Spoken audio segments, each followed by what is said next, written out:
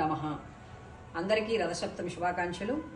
మనం సూర్య భగవాన్ని సప్తాస్వరత మారూఢం ప్రచండం కశ్యపాత్మజం శ్వేత పద్మధరం దేవం తం సూర్యం ప్రణమామ్యహం అని కీర్తిస్తున్నాం. ఆ సప్త అశ్వాలేమిటి, వాటి పేర్ల గురించి తెలుసుకునే ప్రయత్నం చేద్దాం. మనకి ఆ సూర్య భగవానుడు ఈ రోజు వచ్చేటువంటి ఆ 7 అశ్వాలు ఏవైతే ఉన్నాయో వాటి పేర్లు పంక్తి, ఉష్టిక్, జగతి, బృహతి, గాయత్రి, త్రిష్టుప్, అనుష్టుప్.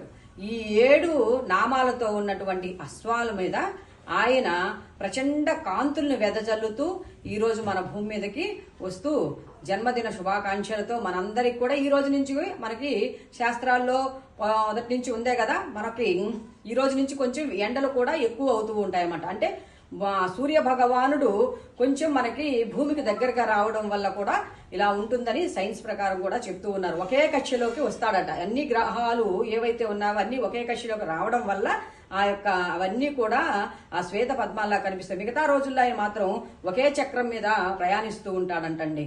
అది మనం క్లుప్తంగా రథసప్తమి ఆ యొక్క 7 గుర్రాల గురించి ఈ అవకాశాన్ని విశ్వగురువులకు నమస్తమాంజలి తెలియజేసుకుంటూ ఓం శ్రీ సాయిరామ్.